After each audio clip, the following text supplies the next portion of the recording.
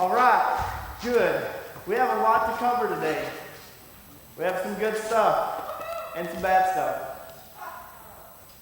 You ever go to a church service and you hear everything that you didn't really want to hear? Like, I'm not talking about like it just didn't make sense, like you felt like you just got punched in the face. Like a big, like, whoops. Yeah. Okay, last night I decided I'd go to fellowship in Grapevine. It's Ed Young's church. I don't know if you know that church. It's a pretty cool experience if you've never been. Go on a Saturday night. They have a Saturday night service. It's pretty good. Last night I decided I would go by myself. It was my first time to ever go and sit at their church service by myself. And so I went last night by myself and sat there, and Ed and Lisa both, Lisa is Ed's wife, they did the message together. And they talked about relationships and marriage and dating and all this stuff. And I already had a message for today. But everything that they were saying was tying in with what I was going to say today. Everything that I was going to talk about today was tying right in. And all of a sudden, God started showing me this big, huge picture that kind of blew my mind. And all of a sudden, He started talking and showing me things and asking me questions. And I'm a little bit stubborn sometimes. And I like to argue with God sometimes. And He started kind of wrestling me around, and I was trying to wrestle back. And, well, He's a little bit bigger than me. And anyway, He got my attention on some things. And the number one thing He got my attention on last night was, it's kind of hard for me to describe, because I almost feel like it should not be like on video or like maybe not said out loud. But the whole gist of that, the whole point of that was the point of what He was telling me.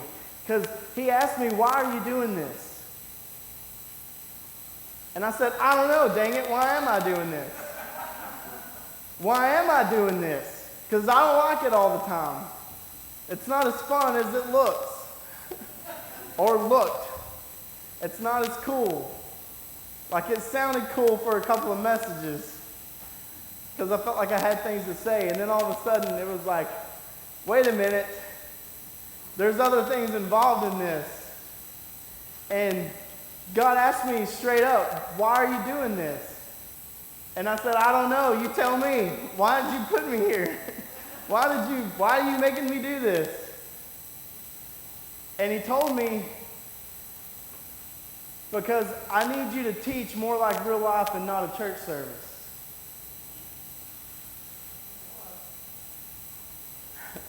And I'm not good at running a church service at all. I'm not good at running a church. I'm not good at anything, much less a church. I'm not very churchy, okay? I'm not very churchy. I don't know if that makes sense. I'm just not very, I just don't buy into all that all the time. And He said, that's the point, dude. Like, I'm trying to show you something. He said, quit worrying about getting all the things right and just talk like it's real life. Because I think some of us need just some real life, right? And we don't need all the religious garbage. Like, you could stand in the biggest library and you could read all the books, but until you get outside and apply it, you don't know. You can practice something. Like this song that we played, I love that song, that Lay 'Em Down song. I love that song. And I listened to it, and I listened to it, and I played along with it, and I played along with it. But then when you get up here and you got to play it, like you got to be for real, you got to play it yourself. Oh my gosh. I felt like I never heard the song before. It's different when you step out into real life. It's different.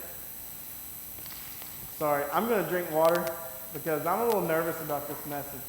And my mouth is dry. I woke up with a sore throat this morning. The enemy trying to shut it down. But God showed me some stuff last night. And it changed a lot. It explained what's going on in this church. It explained everything that's going on in our lives, in our relationships, with our kids, with our spouse, with our parents. It explained this church. Like, big time. And so that's what I'm going to show you. So we're going to read today in Matthew. We're going to go ahead and turn here to Matthew chapter 5. I'm going to use my phone because I have misplaced my favorite Bible. And so if anybody finds it, it's got scribbling and stuff all in it. All in it. It's just black leather. It's nothing fancy. And it's got big old letters, though, because it's easy for me to read while I'm up here. But I don't know what I did with it. I can't find it. So I've just been having to use my phone. I had it like a week ago. But anyway. And I use my iPad and my phone a lot, so I'm just going to use my phone today because I have this stuff already highlighted and everything anyway. So excuse me for not bringing my glove to the baseball game. I'm going to have to make do today. All right, we're in Matthew chapter 5. Chapter 5. We're going to start in verse 21 here. And I'm going to read this to you, and then we're going to start talking about some things. It says, "You have heard that it was said to the people long ago, 'You shall not murder, and anyone who murders will be subject to judgment.' But I tell you that anyone who is angry with a brother or a sister will be subject to judgment. Again, anyone who says to a brother or sister, 'Raka,'" I don't know what that means. I think some versions say idiot or something like that. I'm assuming it's something like that. "Raka," idiot, is answerable to the court. It makes me a little nervous. And anyone who says, "You fool," will be in danger of the fire of hell, which also makes me a little nervous. Because I've said way worse to people than idiot or you fool, especially in traffic.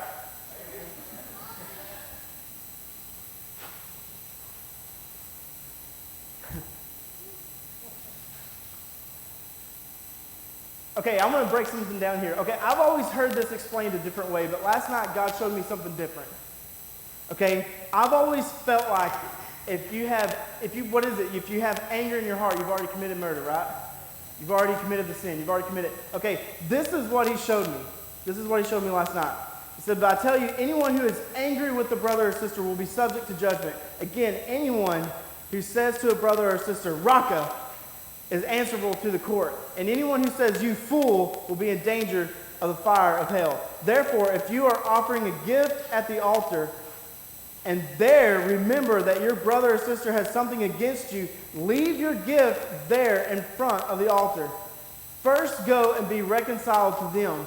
Then come and offer your gift. Settle matters quickly with your adversary who is taking you to court. Do it while you are still together on the way, or your adversary may hand you over to the judge, and the judge may hand you over to the officer, and you may be thrown into prison. Truly, I tell you, you will not get out until you have paid the last penalty." And this is what God showed me.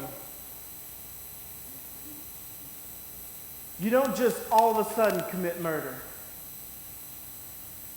It's a process. It's a process that creates a prison. It's a process. It's that little offense that gets in your heart and festers. When you get angry, and when you get mad at someone, and when you call them an idiot, that's where it starts. I didn't just wake up one day and decide, you know what, I'm going to get divorced today. Hey, you know what, let's go get divorced. Tired of it, done.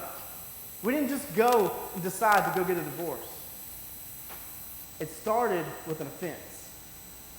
It started with something small. And so I'm going to break it down. We're going to break it down. And I'm going to need some volunteers today. I need a married couple. And I already kind of had my mind on somebody. and if you don't mind, I'm going to get Chance and Lacey to come up here. And these two people, they do a lot for our church. Chance runs our sound, so if you ever have any complaints about the sound, talk to Chance. It's too loud, just talk to Chance. He'll handle it. You may not like how he handles it. He's going to handle it. And then Lacey does a lot of stuff for our children's ministry. She does a lot of stuff for everything. So anyway, Chance and Lacey, these are my volunteers. I'm going to get you to come stand somewhat in the middle here. And I'm going to show you something. We're going to kind of talk some things out here.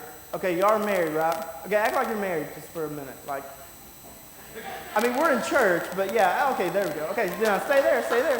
Okay, this is a married couple. Married. How long have you been married? 9 years. All right, good deal. That's awesome.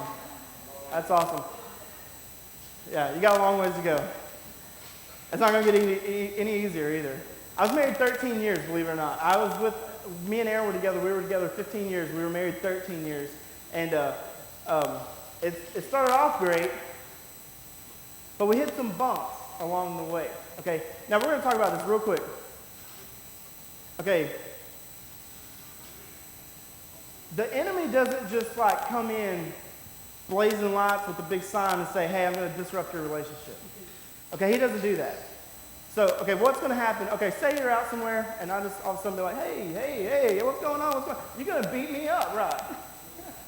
You're going to beat me up. You're going to handle it right then and there, right? Come on. If someone's messing, what are you going to do? You're about to face it down right here, right now, right? Yeah, you're going to, when something comes and you can see it, you're going to fight back, right? You're going to fight back, right? Right? I'm going to. Unless you just don't care, then you'll be like, do what you want, I don't care. Okay, there you go. But what if I just come in and be like, hey, how's it going? I'm Brian. Hey, how are you guys doing? Hey, oh, yeah, it's still going to be a fight. Wow. But if I come in and I act like your friend at first, we don't notice it. Because it's subtle. Right? It's not a big deal. As big of a deal, at first. You may not notice it. Because I may be your friend. I may hang out and everything's cool, right? But then, one day, you are hanging out with family. What's something you cook that's this is it? Dressing. Okay, dressing. Perfect timing. Dressing. Okay, say you're hanging out with family or whatever, and Chance is eating dressing, and say you made dressing, but say I don't know, your mom made dressing also, or someone of your family member that y'all are at their house or whatever, and they made dressing also. And Chance is like, man, this is the best dressing I've ever had. Because guys are dumb, they say stuff they don't know what they're talking about. This is the best dressing I've ever had. And Lacey's like, what? I ain't ever cooked it for you again. This is just hypothetical, okay? This is just an example. But you know what I'm talking about, right? You've been there, you said it, and you're like, oh, jeez. And because she's like, excuse me? Oh, girl. Right? Okay? Right. Okay. And then, on the way home, you're driving, okay? And say it's a little bit farther away, Dallas or something, and you know how those people up there drive. It's ridiculous. But then you're driving, and say Chance is driving, he almost gets us killed, okay? And you're like, what are you doing? What is going on? And then guess what? Then at home, and then Chance finally said, you know what? Next time you drive, dang it. How about that? Okay? There you go. And then, what else happens? What's something else? You remember the whole story about Mary and Martha that we talked about a while back? And she's getting all offended because she was the only one in the kitchen, taking care of things. And she was slamming the pots and pans around and everything every time, because they were all in there hanging out and having a good time. And she's in there by herself, cleaning up and everything. And they're just in there hanging out and slamming everything around. And nobody wants to help. And she gets all mad and frustrated, and she comes in there and she blows up at Jesus. Right? And then one day Chance comes home and he's been working his tail off all day, and Lacey come home and she's been shopping and she got bags full of stuff. But it's all right, because why? Got it on sale. Got it on sale. And Chance is like, sale or no sale? We didn't have no money to begin with. If you would have went shopping, we wouldn't have had to worry about sale or no sale. We'd have had that $200 still in the bank. Okay. and then say, I don't know, we'll say Lacey's been working all day this time, and Chance has been home all day relaxing this time because it's Sunday and the Packers have been playing, and we gotta watch the Packers, and Lacey comes in and the trash is overflowing, falling out on the ground and everything, and she's like, oh, it's all right, I get it. I get it every time, but I'll get it this time too. I'll get it. I got it. Don't worry. Just watch the game. I got it. Right? Yeah, there you go. Thanks a lot for the help. What else? What else goes on in our lives, in our relationships? Those little offenses. Those little offenses. Toilet paper roll. Oh my gosh, that's my biggest pet peeve. When I started dating, I started saying, if you can't replace the roll onto the roller and you're just going to set it up on top, deal breaker. Deal breaker. If you can't put it back where it goes, done. Yeah, and you got to flip it the right way. I see that part. I'm confused all the time on that one. I don't know which one. I just want it on the roller. I can't tell you how many times I walk into a house. I walk in my parents' house too. I don't know where this comes from, but the toilet paper is sitting on the empty roller. What the heck? It takes a second to just put it on there and throw it all in the trash. Oh my gosh. I'm glad you said that. That drives me. I'm getting frustrated right now just thinking about it. That drives me crazy. Oh, that's like not using a blinker. It's there for a reason. Just use it. I got this story. I'm glad we're not live. My brother, he's a lot different than I am. And he was coming back from Louisiana somewhere, and I don't remember exactly where. But I noticed one day the front of his truck was kind of messed up. And I was like, dude, what'd you do to your truck? It's like, man, the speed limit was 75. And this jerk would not get out of the way. And then he started pumping and hitting his brakes. He said, so I just pushed him right out of the road. He said he hit his brakes one time and I hit him. I never let off. And he just spun off and went in the ditch. I never even slowed down. And then it wasn't long after that, he got a letter in the mail. He had been summoned to court because, they got his license plate number and tracked him down. I didn't do that. That was my brother. Remember, it wasn't me. I've been close, but it wasn't me that time. And something else I used to get all mad about, and I've told you this story. I bought this hairdryer one time for my wife. And it was expensive too, okay? It was expensive hairdryer. And she used to just leave it out all the time, and there was a cabinet, and when you'd open it, the cord would hang on it and pull it off, and I'd always catch it. I had to remember that there's a way to come in the bathroom and open this cabinet, because if I wasn't paying attention, it would knock this thing in the floor. And one time I was like, I opened it and it fell on the floor, and I was, whatever, I think I kicked it. I don't know, I might not have, I let it fall. Well, it quit working. So she got mad. And I was mad because it was there to begin with. But then I had to go buy another. Got to fix that up,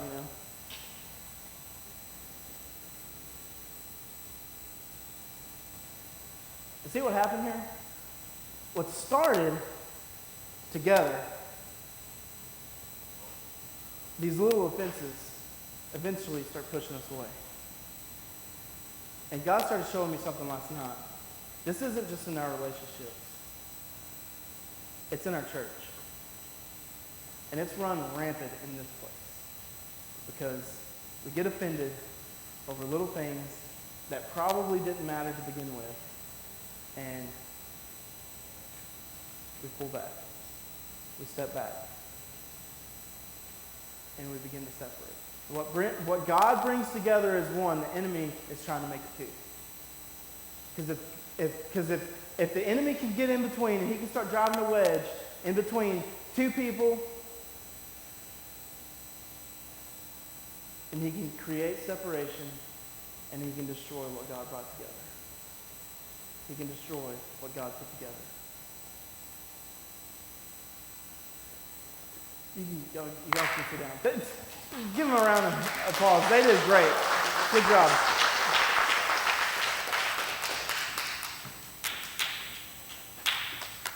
That's what God started showing me last night. And it's not just in our relationship. I can't tell you how many times the band has got up here and we can't play a song right and it's everybody else's fault. It's usually Wes's, but that's just because you're a drummer. That's where, no, I'm just like, but we get frustrated, and then we get offended, and then we give up, or we say, I'm not doing it anymore, or forget you, I'm not your friend anymore, I don't support you anymore, I don't love you anymore, I don't like you anymore, now I hate you, I hope this guy don't come to church, because if he comes to church, I'm not coming to church. And then, you see where I'm going? See what happens? That's what happens. I don't like how he does the PowerPoint. I don't like how she does the PowerPoint. I don't like how they do the classrooms. There you go. There you go. That's the answer.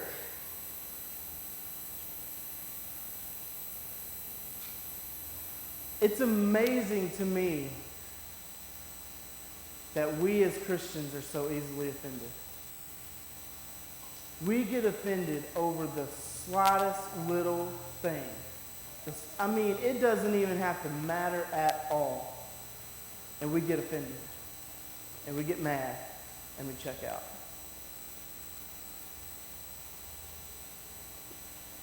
But what's crazy is the one guy that had every reason to be offended because of us, jackwagons, can't get it together, the one guy that had every reason to be offended stretched out his arm and died on the cross for us. And he said, bring all your burdens. Bring all your worry, bring all your troubles, bring all your hurt, and lay it down. It's funny that we're so offended. What happens when we go to the restaurant here in a little bit and the waitress is having a little bit of a bad day, so she's a little bit slow on things, she can't quite remember everything. What do? We get mad. She ain't making no money off of me today.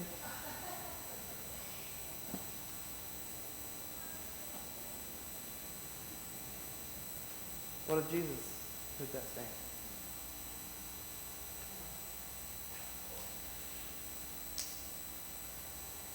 No forgiveness for them today. No mercy. I need mercy like on a minute-to-minute basis some days. I'm serious.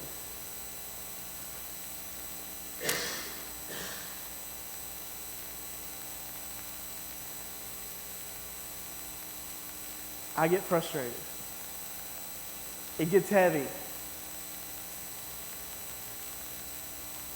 It gets hard.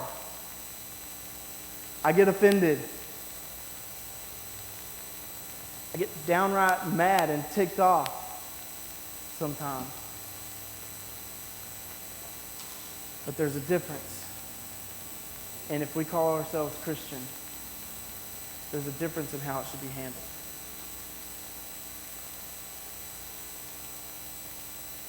I heard this teaching one time, and I don't remember exactly, but this teacher held up a glass of water, and he said, "How much do you think this water weighs? How much does this glass weigh?" And some people guessed 8 ounces, 12 ounces, 16, whatever. And he said, "It doesn't matter how much it weighs. What matters is how long you hold it." If you hold it for a few minutes, it's not a big deal. You hold it for an hour, it starts to hurt. And the longer you hold it, the more it starts to hurt, and it's eventually going to kill you. The more you hold on to those burdens, the more you hold on to that offense, the more it's going to hurt you. And what happens is, when we hold on to offense, we create our own prison. I can't help but think of the Creed song. That was terrible. My own prison. Sorry. It's a good song. It is a good song. Yeah. I mean, that's how my mind works. I say one word that's in a song, and all of a sudden I remember the song. But that's what happens. We create our own prison. Because guess what? If I'm ticked off at Wes because of something, and Wes goes home and does whatever, he ain't hurt over it. Who's hurt over it? Me. Guess who's wearing down over it? Me.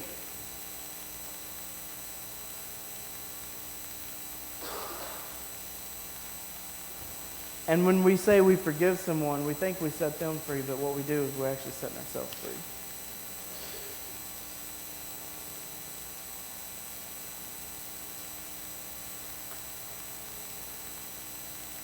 And there's freedom in Jesus. And if we would draw near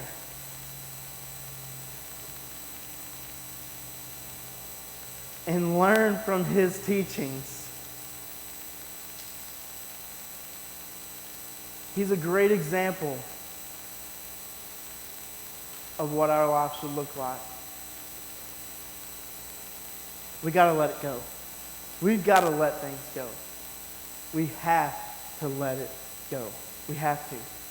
We don't want to sometimes. We want to hold on to it because it's more fun to have our own pity party and feel bad for ourselves and be mad and have all the reasons why everybody should be mad at them too. But we got to let it go. We have to let it go. And then there's one last point I want to get to real quick. And this struck me.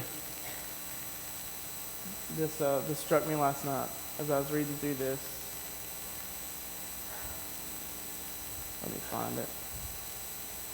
So I don't like using my phone because it like resets and then I have to start all over. Okay.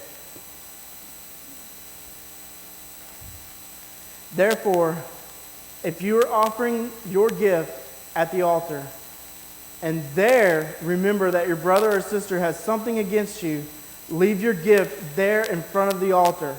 First go and be reconciled to them. Then come and offer your gift. And this is what God was showing me. If you have offense in your heart, you can't even come to God right. Let me break this down a little bit. We can be mad at something. Things cannot be going our way. And we can come in here and say we came to worship, but we didn't worship. Because the whole time we're thinking about something else. Just because we're in the middle of worship doesn't mean we're worshiping. Just because we're in church doesn't mean we're worshiping.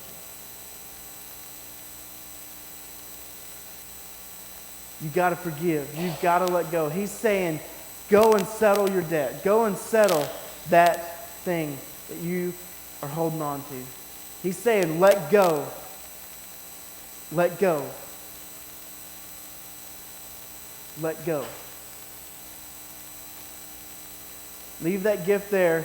Go take care of your brother or sister that you're mad at. let go of it,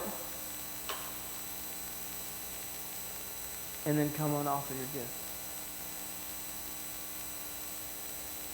There's a lot of times I come in here with baggage.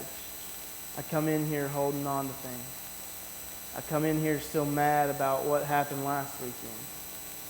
I come in here still mad about what took place at work. I'm really bad about coming in here on Wednesday because my day didn't go good and we try to practice. And this Wednesday was a really good example because we all came in here. I think we all had a little bit of something and it was bad. It was bad.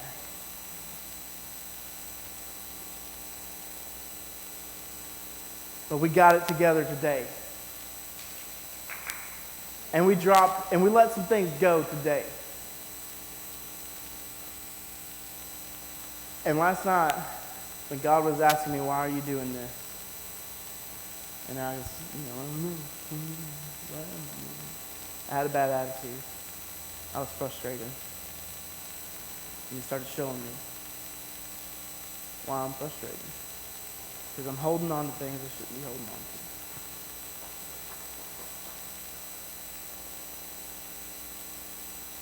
And it's that simple. I had to let it go. I had to let it go. And so right now, I'm going to ask that you let it go. Kitty, do you mind playing just a little bit? Get the music going. It's getting quiet in here. Y'all get quiet on me.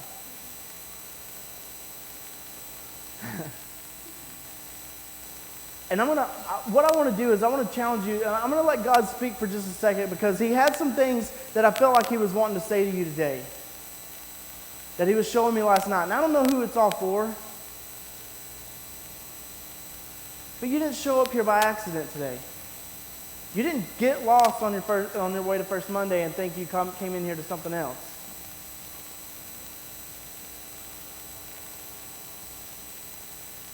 For whatever reason, you woke up and you decided, I'm coming here today.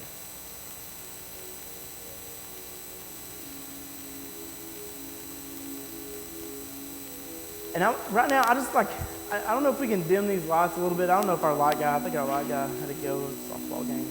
Anyway. But I want to just close our eyes for just a second. And I want to think about whatever it is. There's a relationship in someone's life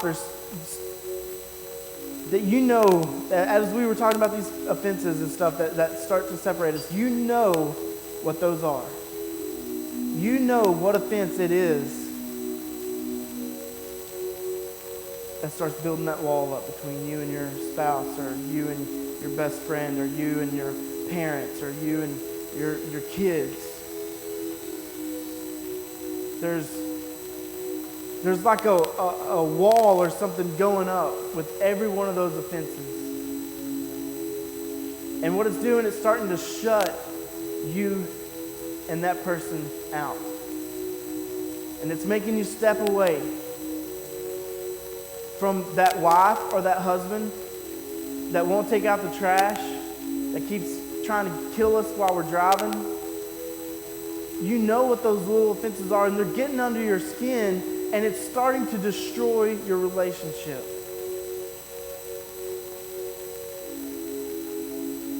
A relationship doesn't fall apart overnight.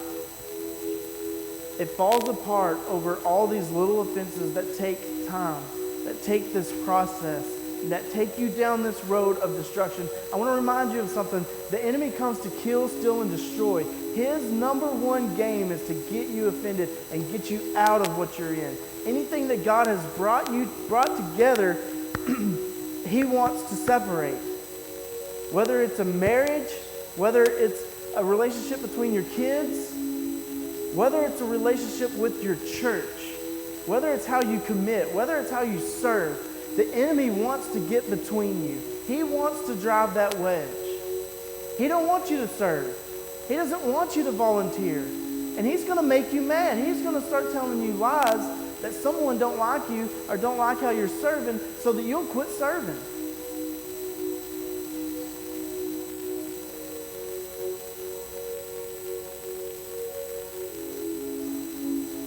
He's going to tell you that I'm mad at you. and that I don't like what you're doing, that I don't like how you sing, that I don't like how you run something, that I don't like how you do this, and that I don't like how you do that, that I have something against you.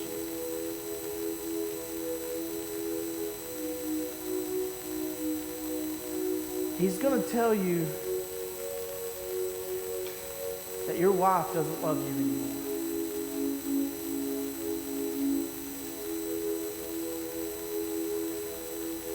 He's going to tell you that because she doesn't do all the things that she used to do, and that spark isn't quite there anymore, that she doesn't love you. He's going to tell you that she doesn't love you anymore. And your eyes are going to start wandering. And your heart's going to start wandering.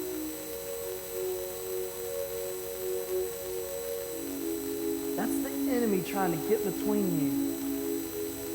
That's not God telling you to get out of your relationship. That's the enemy trying to get between you.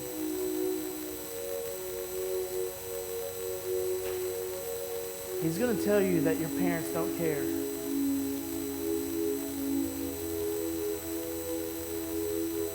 Someone in here has a daughter that they need to reach out to. Someone in here has a daughter that they need to reach out to. That there's this misconception of this anger that's between you that's not really there. It's a lie. It's a lie. And for some reason, you both think that each other's mad at each other, and there may have been something that took place.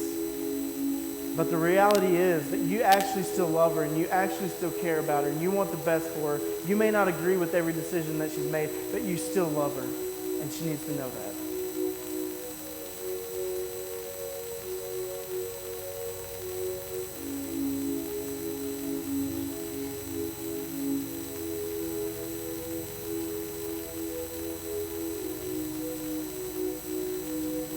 Maybe you used to wish your wife a happy birthday in a certain way in the mornings on her birthday. You used to do this certain thing in the mornings, and then all of a sudden, for whatever reason, between like schedule and just everything else, the chaotic things that go on in the world, you quit doing that. And she had a birthday recently, and you didn't do the things you used to do. And now, all of a sudden, there's a wedge beginning to be driven. It's not your fault. It's not your fault. And he didn't do it on purpose.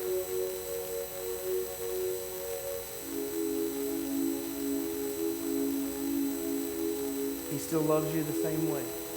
And just because he didn't quite do things that you're used to doesn't mean that he doesn't love you anymore.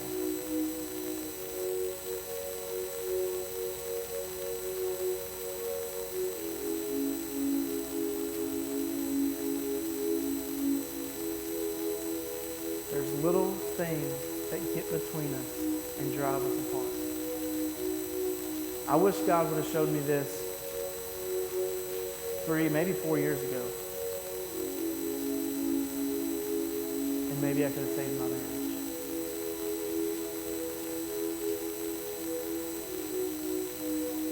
Maybe he was trying to show me. But I was too offended to listen.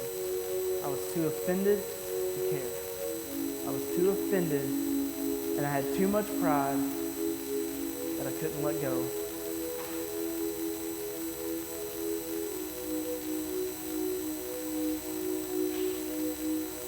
And so it ended.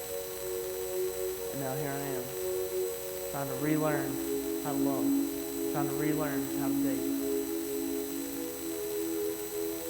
Starting over. So I'm going to get you to stand with me real quick, and I just want to do this real quick. And I want everyone to raise their hands. I want you to hold your fist up high.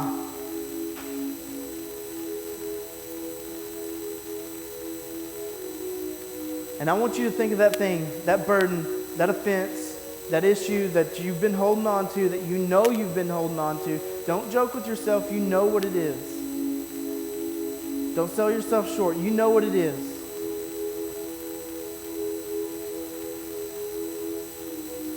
And open your hand and let it go.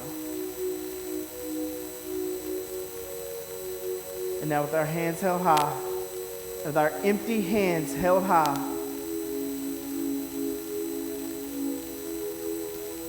we surrender to you, God. God, we surrender to you. God, we lay our burdens down. God, we ask that you take them. God, we ask that you just take this burden, this offense, this whatever it is that we're holding on to, this thing, this wall that's keeping us separated. Not just from our spouse, not just from our kids, but from our church and from you. It's keeping us separated from you. God, I pray that you take it and remove it. God, I pray that we let it go. And with empty hands held high, we surrender to you. We give it to you. And we let go. And we feel that freedom take over. And we feel the burden lift.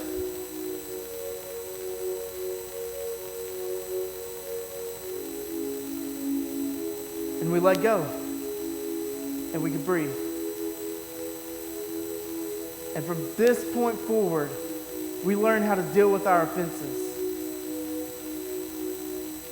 We got to handle it. We got to handle it better. We got to take responsibility for our own actions sometimes. God, we have to let go. We got to quit holding on. God, I pray that you show us, you walk with us and show us. God, I pray that we draw near to you and we learn from your example, from your life that you set before us, that we read about, that we hear about. God, I pray that we put it into action and that we let go of those things.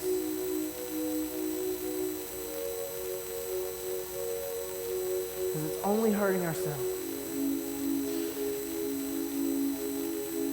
And God, I pray right now that as we let go of these things, God, I pray that your Spirit take over in our lives. God, and that we can see your footsteps, that we can see your guidance, that we can feel you, your Spirit take over in our heart.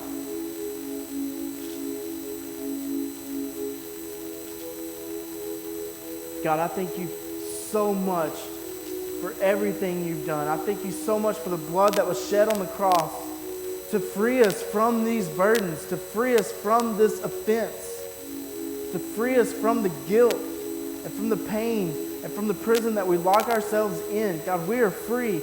God, I pray that we accept that freedom. And as we walk out here today, we go through this week and we remember the life that you live and the freedom that you have designed us to live in.